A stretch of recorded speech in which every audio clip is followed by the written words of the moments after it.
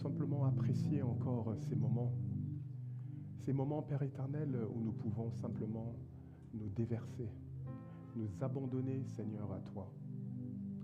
Merci, ô Éternel. Seigneur, tu es fidèle, car ta parole déclare, là où 2 ou 3 sont réunis, tu es présent. Seigneur, nous croyons, Seigneur, que ta présence est au milieu de nous. Et c'est avec une crainte, Seigneur, révérentielle que, Seigneur, nous accueillons ta présence. Oui, Père éternel, sois libre au milieu de nous. Sois libre, Seigneur, de exhorter. Sois libre de consoler. Sois libre de guérir. Oui, Seigneur, nous te laissons la place du roi. Merci. Au reste, Père éternel, nous voulons, Seigneur, ô Dieu, nous tourner vers toi encore une fois de plus, entendre ce que tu as à nous dire et que nos cœurs, Seigneur, soient des terres fertiles pour accueillir, Seigneur, ô Dieu, ta parole. Non pas, Seigneur, dans la condamnation, mais, Seigneur, pour la restauration. Merci, Père. C'est au nom de ton Fils Jésus que nous t'avons ainsi prié. Amen. Amen, amen. Gloire au Seigneur. Vous pouvez vous asseoir. Gloire au Seigneur. Bonjour à tous et à toutes. Vous allez bien? Ça va? Si ça ne va pas, ça va aller. Hein? Alléluia. Avant de commencer, je voudrais féliciter mes filles pour leur prestation d'hier. Je sais que ce n'était pas facile. Pour ceux qui ne le savent pas, elles ont participé au God Center. Donc c'est un jeu qui regroupe plusieurs jeunes de plusieurs églises. Ils ont fait un concours, n'est-ce pas? Et donc c'était très très bien. Je sais qu'il y a eu quelques petits couacs. Hein? Il y a eu quelques petits couacs. Mais voilà. Maintenant, vous savez comment ça se passe, n'est-ce pas? Vous savez, hein? Vous avez vu les questions? C'est facile, non? Hein? C'était facile, non? Hein? Il y a combien de livres dans le Pentateuque? Merci. Alléluia. Rendez-vous l'année prochaine. Aujourd'hui, nous allons parler de l'onction. Alléluia. L'onction. Une puissance divine ou une responsabilité humaine. Donc l'onction, puissance divine et responsabilité humaine. Et pour cela, nous allons étudier le cas de Samson. Tout le monde connaît Samson? Vous connaissez ce juge qui est raconté dans les chapitres 13 à 16 du livre de Juges, justement. Amen. Nous allons nous intéresser sur son cas pour cette matinée. Amen. Je vous prie d'avoir un peu de patience pour moi. OK? Pour ceux qui ont mis des poulets et tout ça là dans le four, soyez... Hein? Yes, but come on. Hey, come on. Il faut me rajouter 5 minutes ici, là. Vous m'avez grillé 5 minutes. Regardez, une demi-heure déjà. Hein? Gloire au Seigneur. Voyez-vous, bien-aimés dans le Seigneur, il existe dans l'Église un mot qui fascine. N'est-ce pas? Un mot qui fascine. Et ce mot, c'est l'onction. L'onction. Anointing. Alléluia. On parle d'onction de puissance. On parle d'onction prophétique. On parle d'onction pour servir.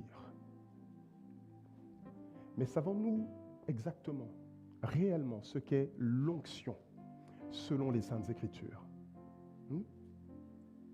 L'histoire de Samson nous oblige, bien-aimés, à poser des questions profondes. Pourquoi Dieu, écoutez bien, pourquoi Dieu donne-t-il une puissance extraordinaire à un homme qui est instable?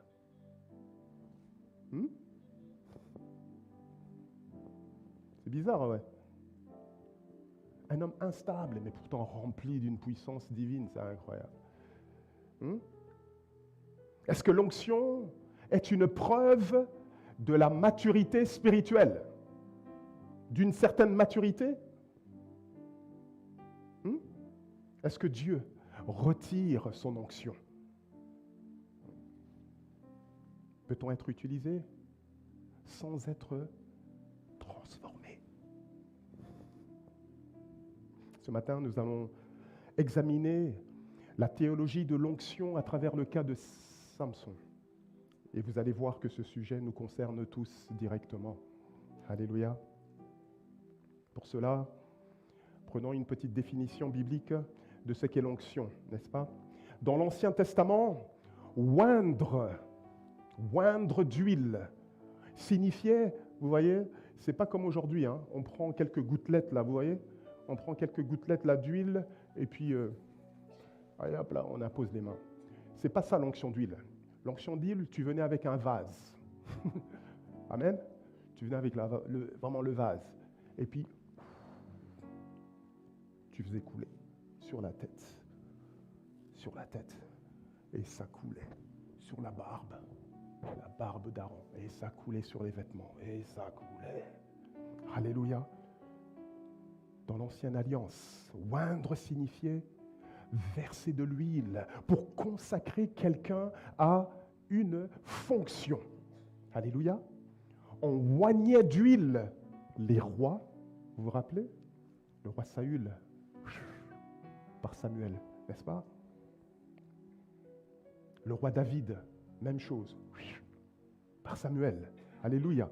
On oignait d'huile les prêtres et parfois même certains prophètes étaient aussi oints d'huile. L'huile symbolisait évidemment la présence et l'action du Saint-Esprit.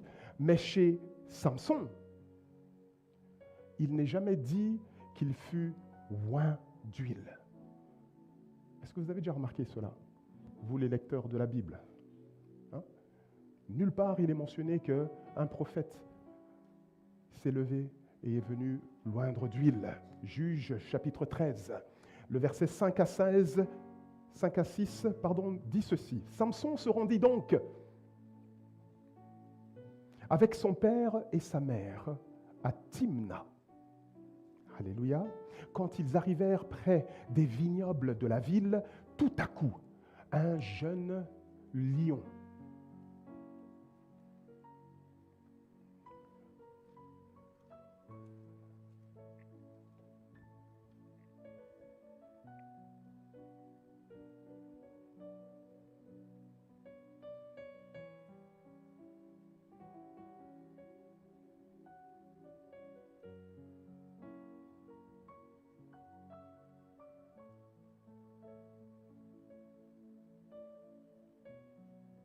chapitre 14, s'il te plaît.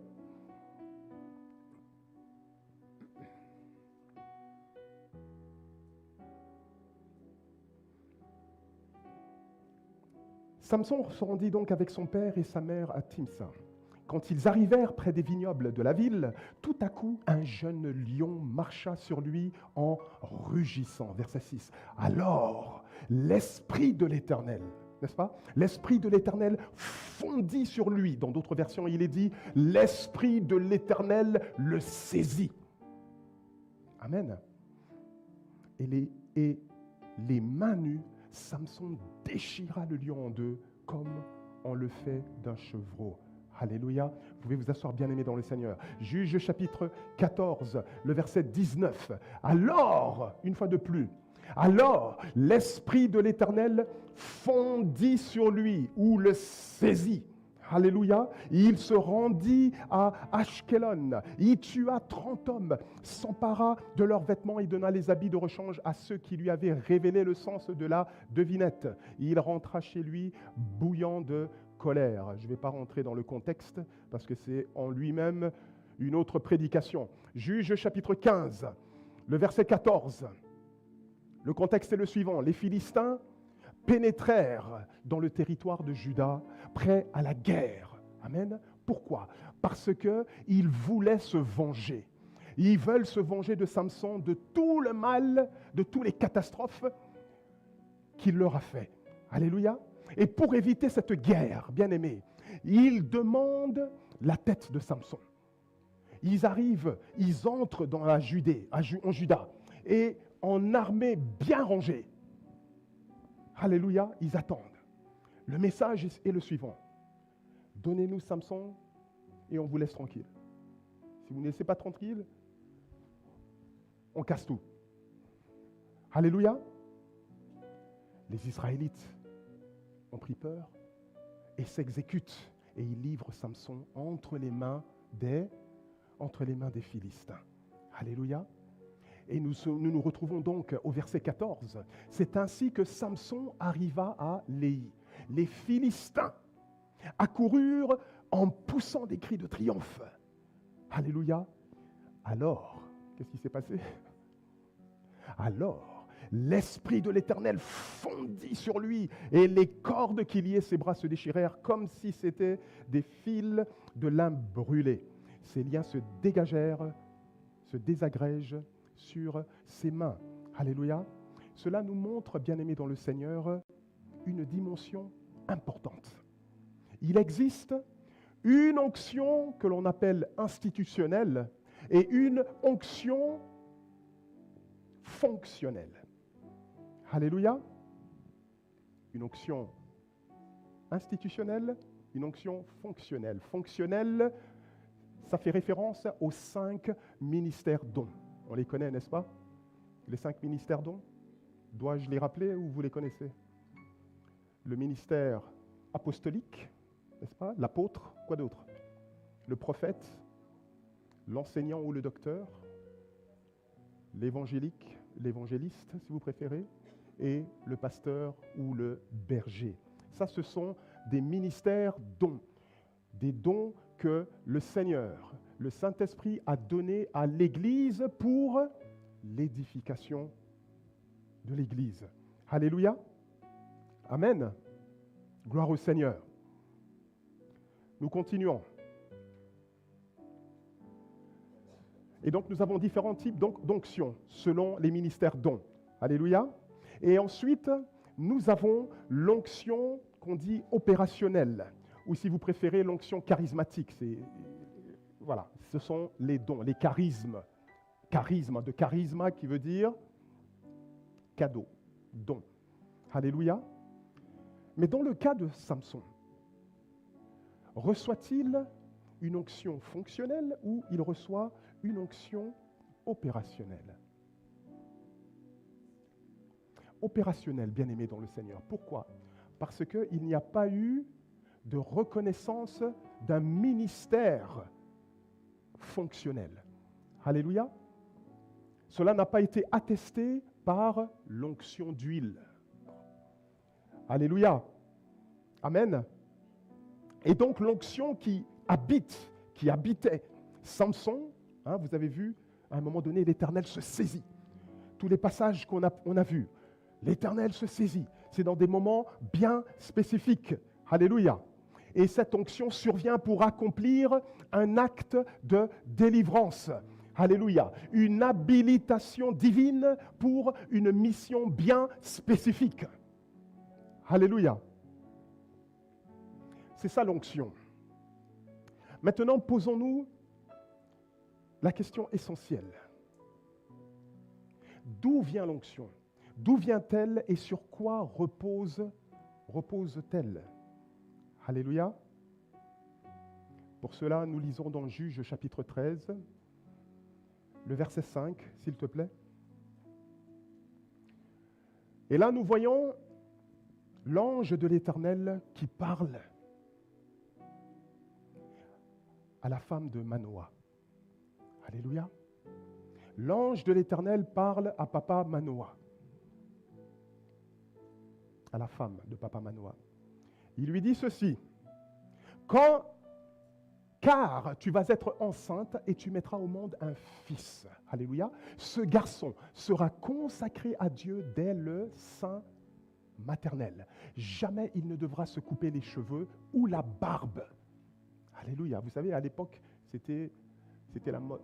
Enfin, Aujourd'hui, c'est la mode, n'est-ce pas, d'avoir la barbe.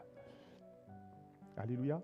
Mais à l'époque, c'était un symbole, c'était un signe. Ce n'était pas simplement la mode, mais ça voulait dire quelque chose. Alléluia. Jamais il ne devra se couper les cheveux ou la barbe. C'est lui qui commencera à délivrer Israël des Philistins. Amen. Voyez-vous, le texte nous montre qu'avant même que Samson n'ait agi, avant même qu'il ne fasse quoi que ce soit, avant même qu'il ne naisse, bien-aimé dans le Seigneur, Dieu avait décrété un plan. Est-ce que je parle à quelqu'un? Non, vous n'avez pas compris. Avant que ce bonhomme naisse, qu'il n'existe, avant même qu'il n'ait fait du bien ou du mal. Hein, Sœur Laura?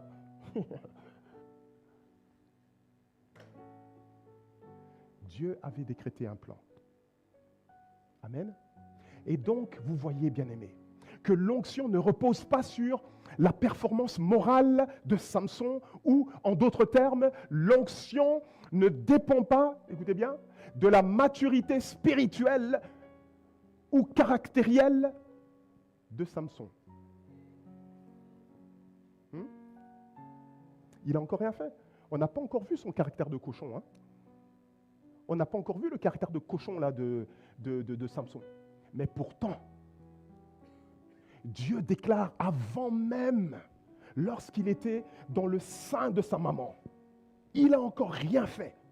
Mais Dieu déclare, ce gars-là, il va avoir une onction telle qu'il va botter le derrière des Philistins.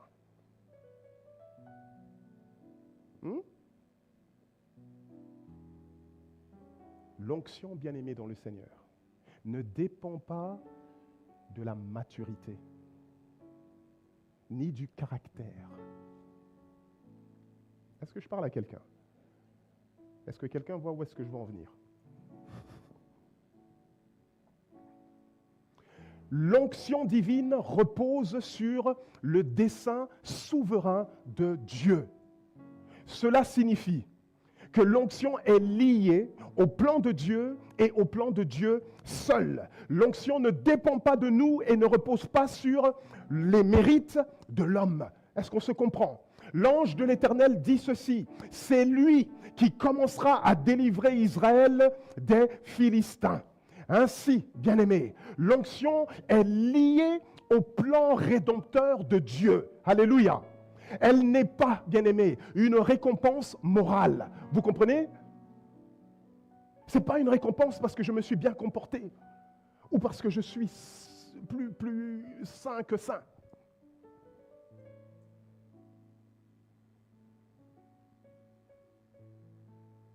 Attention cependant, cela ne veut pas dire que le caractère est secondaire ou n'est pas important. Ici, on veut souligner que l'initiative d'accorder ou non l'onction vient de Dieu. Ok? Vient de Dieu. Tu n'as encore rien fait. Bien-aimé dans le Seigneur. Tu n'avais rien fait. Tu n'étais même pas encore né. Et Dieu avait déjà décidé, toi, je vais t'utiliser. Toi, je vais t'utiliser. Comprenez? Ta famille ne te connaissait pas. Tes amis ne te connaissaient pas. Amen. Mais Dieu avait déjà décidé. Toi, je vais t'utiliser pour ma gloire, avec puissance. Je vais te donner une onction là. Je vais déverser l'huile sur toi. Comme ça, tu vas travailler pour moi.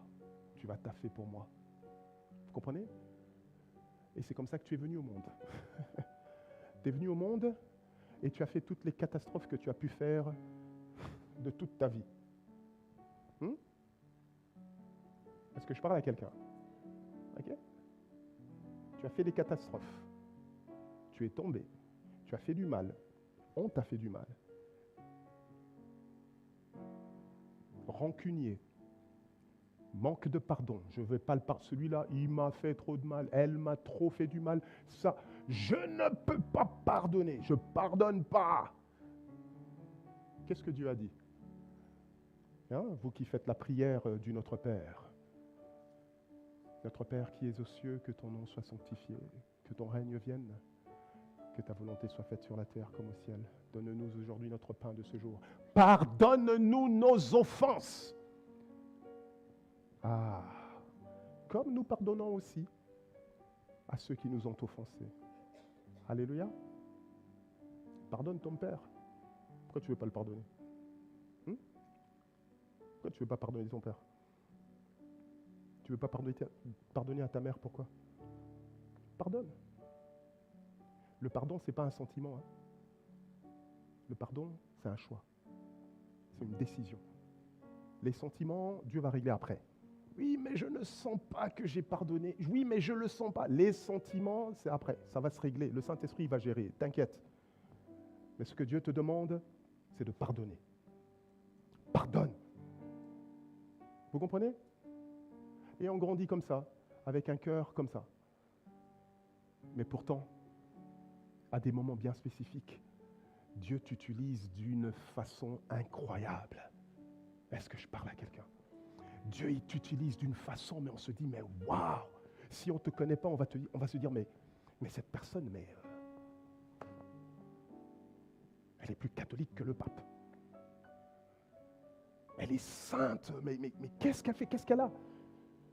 Et d'autres diraient, si vous saviez.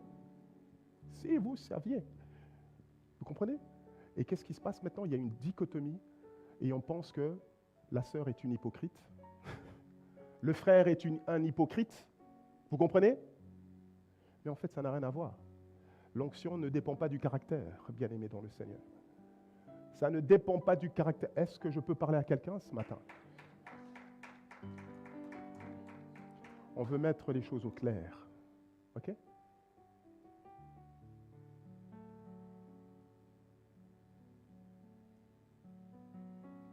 Croire que l'intensité de l'onction, vous voyez les gens là,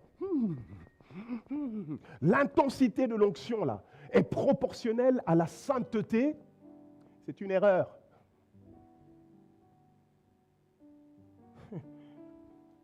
C'est une erreur. Parce que dès qu'on sort, on termine, on sort là, les portes de l'église, vous partez là, le vrai visage, on dirait que ça revient. Vous voyez ce que je veux dire? On va dire, mais on ne comprend pas.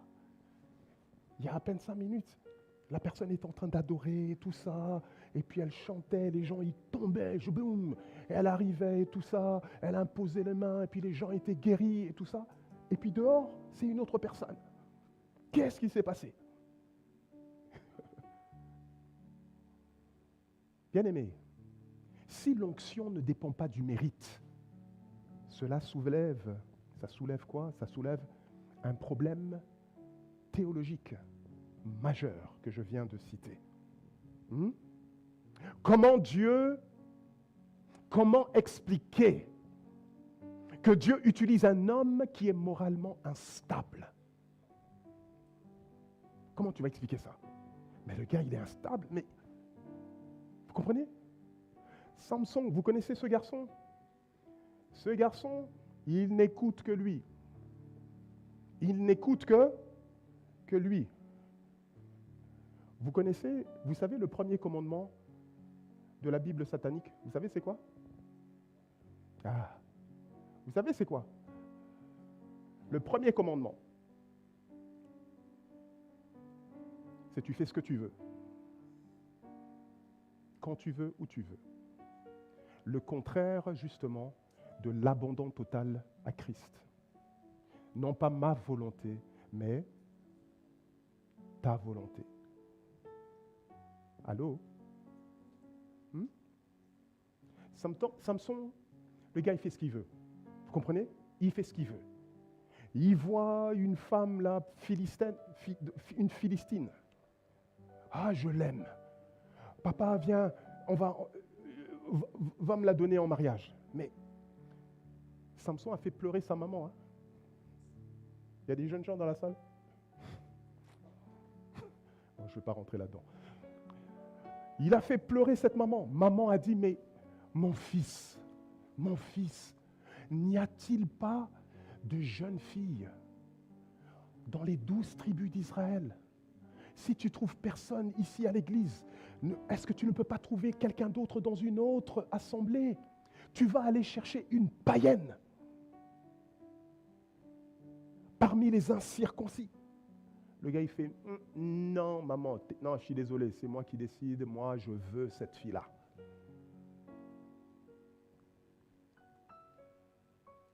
Alléluia. Mais pourtant, Dieu l'utilise. Dieu l'utilise. Un grand désobéissant. Mais pourtant, Dieu, nous devons faire la part des choses, bien-aimés dans le Seigneur. Nous devons distinguer l'onction du caractère. OK? Si vous faites ça, vous allez être à l'aise. Quand les gens vont venir près de vous, vous allez être à l'aise. Vous comprenez? Vous allez être à l'aise. On distingue l'onction du caractère.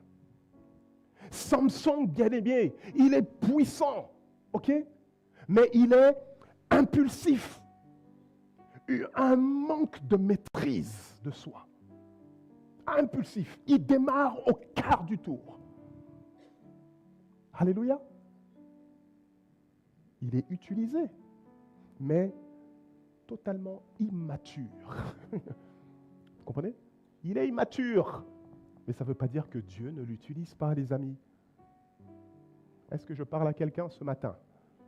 On peut avoir un caractère de cochon, mais ça ne remet pas en cause l'onction qui a été posée sur le sujet, sur le serviteur que Dieu s'est choisi. Alléluia. Dieu utilise qui il veut, même si cette personne est immature. Ça vous fait penser à quelqu'un de votre entourage? N'est-ce pas? Je bénis le Seigneur pour ceux qui se sont vus eux-mêmes premièrement, avant de jeter la pierre aux autres. Bien-aimés, il faut faire une distinction claire entre l'onction qui concerne la capacité. L'onction donne force, l'onction donne autorité, l'onction donne l'impact, l'onction est un résultat visible. Vous comprenez? Amen. L'onction donne la puissance pour agir. Et le caractère, bien-aimé, lui se focalise sur la conformité avec Dieu. Alléluia. Le caractère. Il se focalise sur la conformité. Il doit se conformer au caractère de Dieu. Le caractère doit refléter la nature de Dieu, le caractère de Christ. Alléluia. Le caractère, alléluia, touche à l'humilité. Le caractère touche à l'intégrité. Alléluia. Un bon témoignage. On a dit tout à l'heure, les recommandations pour être élu en tant que diacre. Alléluia. Un bon témoignage. L'intégrité. L'obéissance. Ça, ce sont des traits de caractère, pas des traits d'onction. C'est pourquoi, bien-aimé, un homme peut être puissamment utilisé tout en étant moralement immature. Vous comprenez? Moralement immature. Le roi Saoul était oint, n'est-ce pas? Mais il était instable. Le roi Saoul, instable total. Le roi David, il était oint, n'est-ce pas? Mais le dernier des criminels. Vous vous rendez compte? Le gars, il prend la femme d'autrui. Et ça ne lui suffit pas, il va tuer le mari pour récupérer la femme. Meurtrier. Adultère.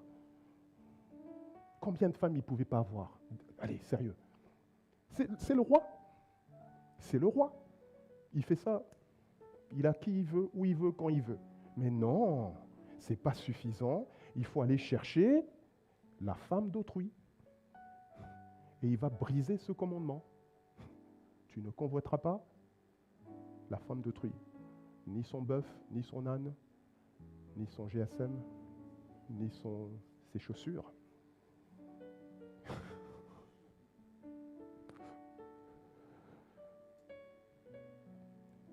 Dans le Nouveau Testament, bien-aimés dans le Seigneur, les dons spirituels. Amen. Est-ce que ça parle à quelqu'un? Nous avons parlé pendant une année complète des dons de l'Esprit. Je bénis le Seigneur pour ceux qui ont assisté aux études bibliques. Maintenant, ils en savent. Waouh! Et nous avons passé une année supplémentaire à parler du fruit de l'Esprit. Alléluia! Parce que l'un ne va pas sans l'autre. Les dons ne vont pas sans le fruit.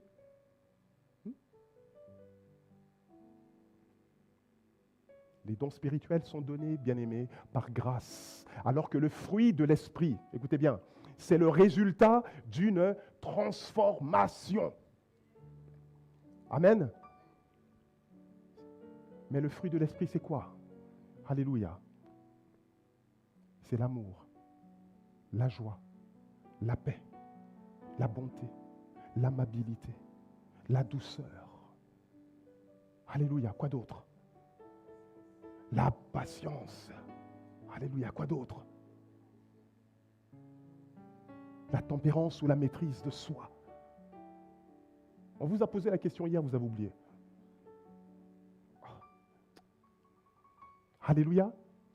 Ça, ce sont les dons de l'Esprit qui ont trait au caractère.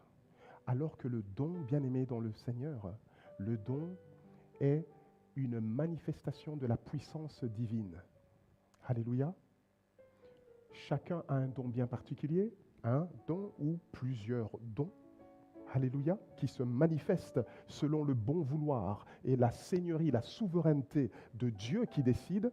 Ce n'est pas moi qui me lève le matin en me disant « Tiens donc, aujourd'hui, j'aimerais bien avoir le don de guérison. Ça m'intéresserait bien d'avoir le don, la parole de connaissance. J'aimerais bien être prophète aujourd'hui. » Okay? Non, c'est Dieu, au travers du Saint-Esprit, qui donne les dons où il veut, quand il veut, il distribue à qui il veut. Alléluia. Nous ne sommes pas appelés à avoir tous les dons. Mais par contre, nous sommes tous appelés à développer le fruit dans sa totalité. Alléluia. L'amour, les amis, l'amour, tu dois aimer. Aime seulement. C'est compliqué. Et l'apôtre Paul nous a donné une définition bien claire de l'amour. L'amour, ce n'est pas ce niveau-là, l'amour éros. Ça s'arrête à l'amour éros, l'attirance physique. Vous comprenez? La passion. Saint-Valentin. Saint-Valentin, vous voyez ça? Hein? Vous voyez l'ange là, le Valentin. Il tire toujours le même jour en fait, le 14. Et comme par hasard, tous les gens sont amoureux le 14. L'amour ne se limite pas à ça, bien-aimé.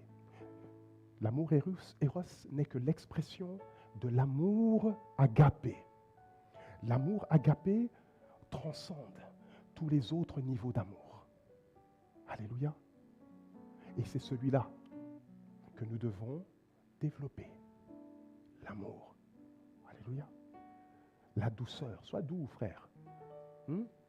Sois doux. Alléluia. Ma sœur, sois patiente. Sœur, sois patiente. Je sais que tu demandes que monsieur, il t'offre, sois patiente. Tu lui mets la pression. Sois patiente. Alléluia. Amen. Il y a des gens qui veulent tout de suite là maintenant. Nous sommes dans le siècle, n'est-ce pas, du quick, fast food. Quick. Ah, on n'a pas le temps. C'est maintenant, tout de suite là et maintenant. Alléluia. On n'a même plus le temps de prendre le temps de concocter un petit repas qui mijote tranquillement pendant 31 heures. On n'a pas le temps. Direct. Uber. C'est le siècle présent, bien-aimé dans le Seigneur. C'est le siècle présent. Alléluia. Aucune patience. Aucune maîtrise de soi. Il faut tout de suite, maintenant là, tout de suite. On vous dit, reste calme, attends, tu vas te marier, tranquille. Pourquoi il n'y a pas le feu? Calme. Attends, tu verras. Ça sera même mieux.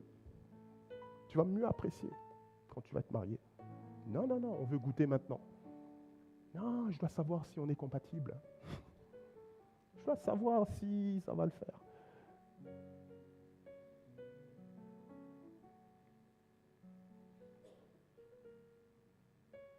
On peut manifester un don, bien-aimé, sans encore refléter pleinement le fruit de l'esprit. Vous comprenez? Et c'est exactement ce que nous voyons dans le cas de Samson. On voit en lui se manifester un don de puissance, mais le fruit, lui, est immature. Il est immature. Alléluia. La maîtrise de soi, il n'a pas. L'obéissance, il n'a pas. La douceur, il n'a pas. Et c'est notre cas aujourd'hui, bien-aimés dans le Seigneur. C'est notre cas à tous aujourd'hui.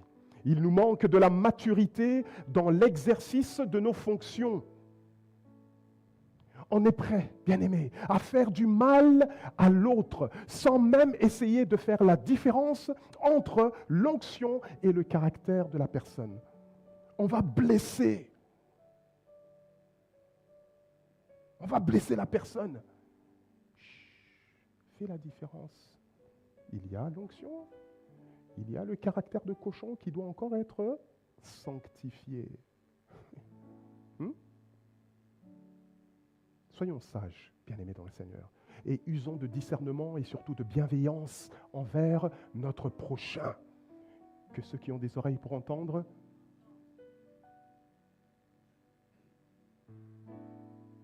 mais si l'onction peut fonctionner malgré l'immaturité, est-ce que l'onction peut être retirée?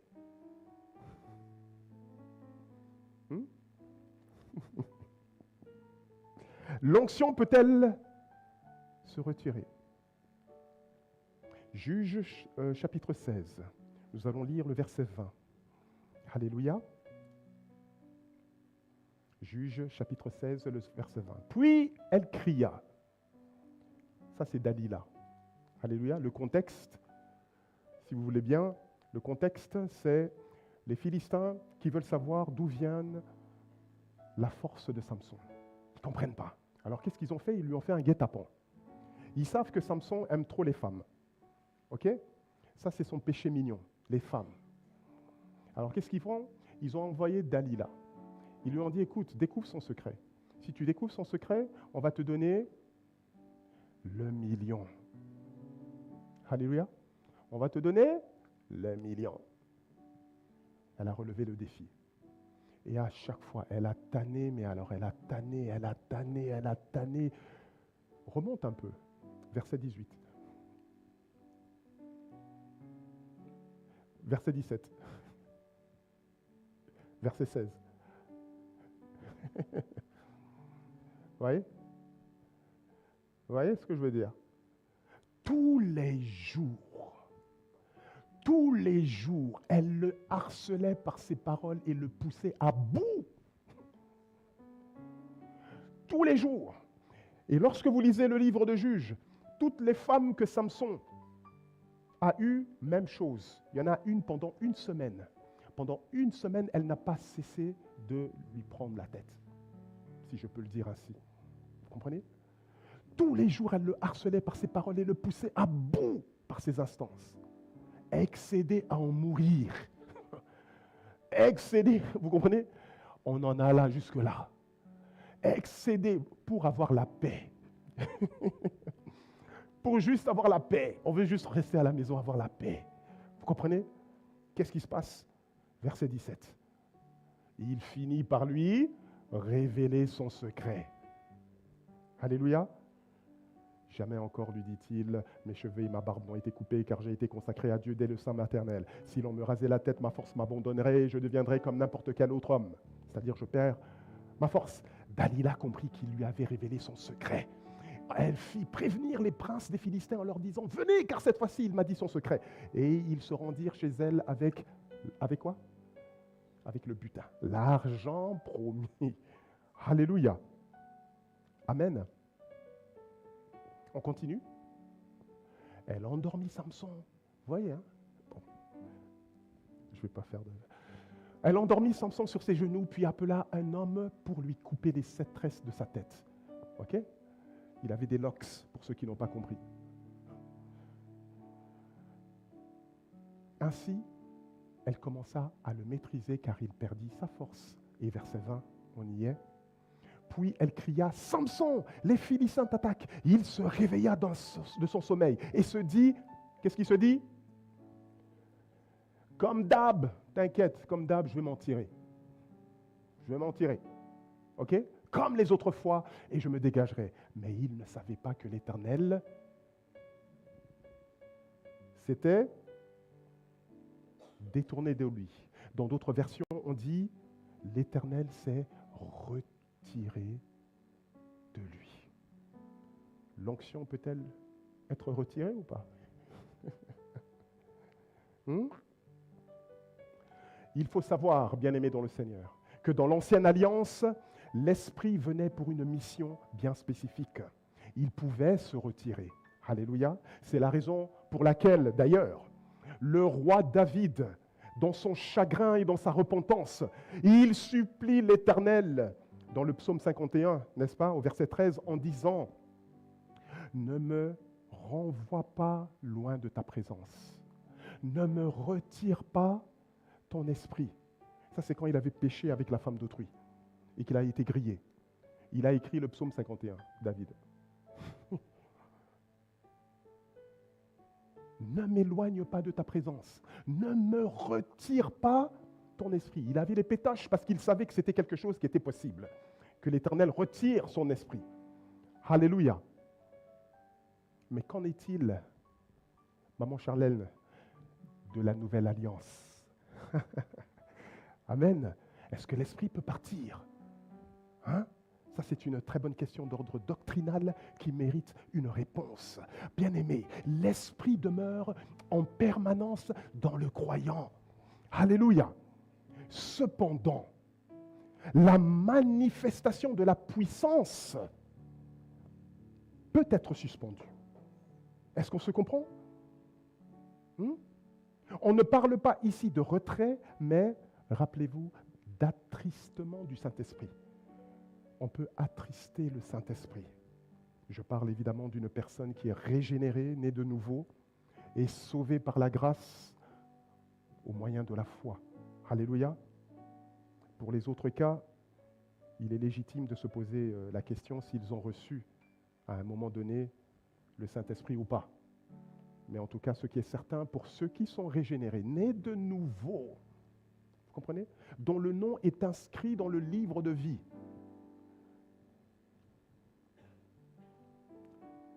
le Saint-Esprit, tu ne peux pas le perdre. Alléluia. On ne parle plus de retrait ici, on ne parle plus de retrait ontologique, c'est-à-dire de ce qui fait partie de notre être, mais d'attristement ou d'extinction. Éphésiens chapitre 4, le verset 30 dit ceci.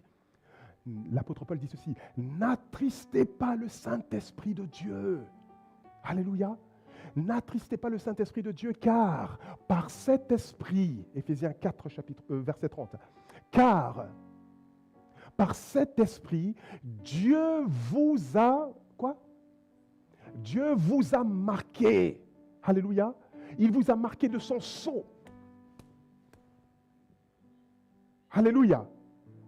Il vous a marqué de son sceau comme sa propriété pour le jour de la délivrance finale. Alléluia. L'apôtre Paul, bien-aimé, d'après lui, ce sceau est un signe de propriété que personne ne peut enlever, si ce n'est le destinataire lui-même, mais ce n'est pas le message qui est passé ici. Alléluia.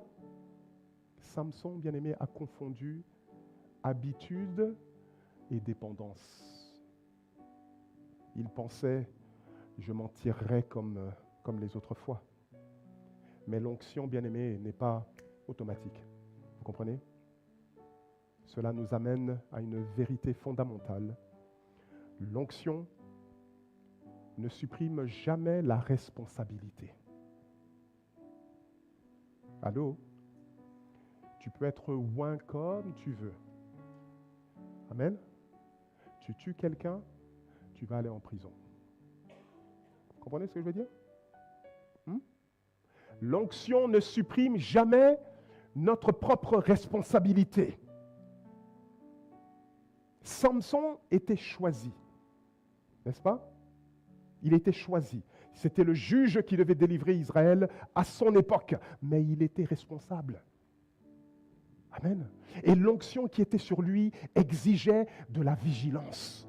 L'onction qui était sur lui demandait une certaine discipline. Parce que voyez-vous,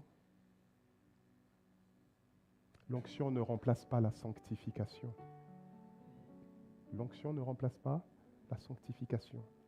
Et à cause de cela, bien-aimé, il a perdu quoi? Lorsque vous lisez la suite, il perd sa vue, on lui crève les yeux.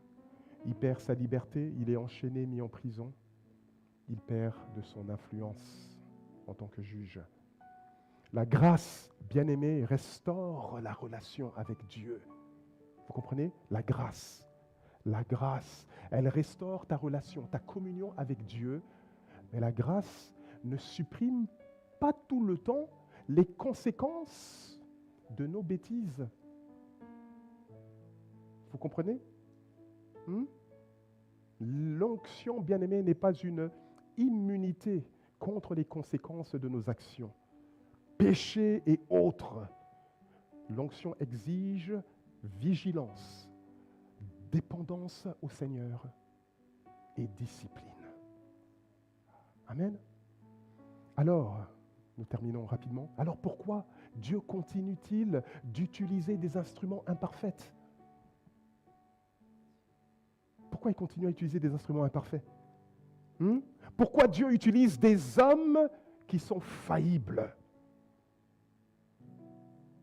Une des réponses, premièrement, c'est pour manifester sa gloire. Alléluia. Pour manifester que la gloire lui appartient, à lui et à lui seul. Amen. 2 Corinthiens chapitre 4, le verset 7 dit ceci, mais ce trésor, le Saint-Esprit qui est en toi, le salut que tu as reçu, nous le portons dans des vases faits d'argile. C'est-à-dire notre corps qui est fait de poussière, qui est fragile, qui est corruptible. Ce trésor, nous le portons en nous pour que ce soit la puissance extraordinaire de Dieu qui se manifeste et non notre propre capacité. Est-ce que vous comprenez? Pour la gloire de Dieu, il t'utilise pour manifester sa gloire. C'est lui le boss. Vous comprenez? Il est souverain, il fait ce qu'il veut. Alléluia. Qui sommes-nous maintenant pour commencer à critiquer, à jeter la pierre à l'instrument que Dieu lui-même s'est choisi? Ah ben non, elle n'est pas sainte comme moi je voudrais qu'elle soit sainte. Il n'est pas parfait comme moi je souhaiterais qu'il soit parfait. Non, bien-aimé dans le Seigneur. C'est un instrument que Dieu utilise selon son bon vouloir. Deuxièmement, alléluia, pourquoi Dieu utilise des hommes imparfaits? Deuxièmement, parce que l'onction est un don de grâce. C'est la grâce. Amen. L'onction n'est pas un salaire. L'onction n'est pas une récompense parce que tu t'es bien comporté. C'est une grâce. Alléluia. Tout simplement. Troisièmement, pourquoi Dieu utilise des hommes imparfaits? Parce que la sanctification, elle est progressive. Vous comprenez?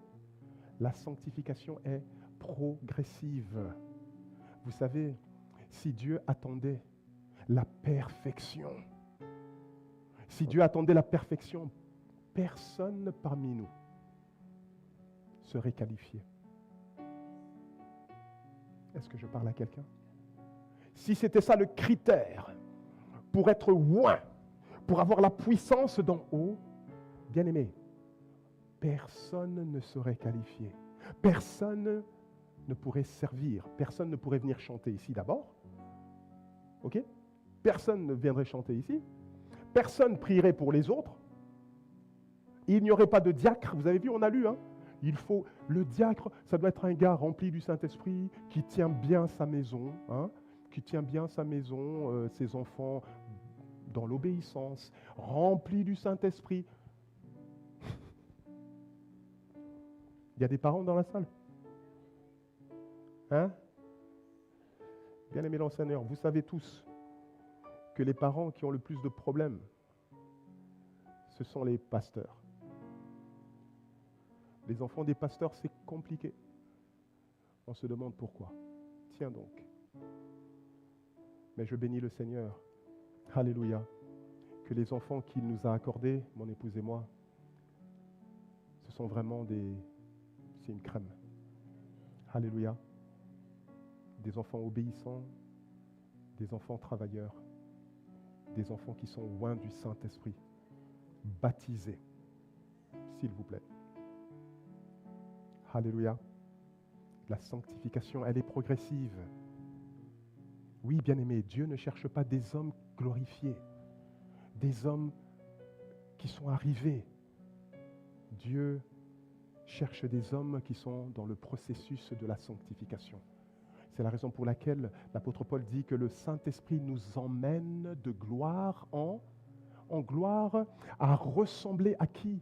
À ressembler à Christ. Aujourd'hui, ça ne va pas. Peut-être qu'aujourd'hui, je suis colérique. OK?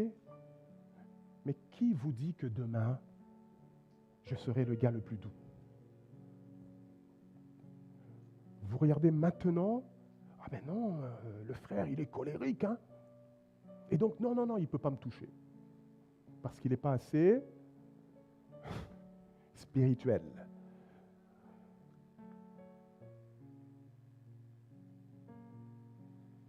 En conclusion, bien-aimés, au travers de Samson, nous apprenons pas mal de choses.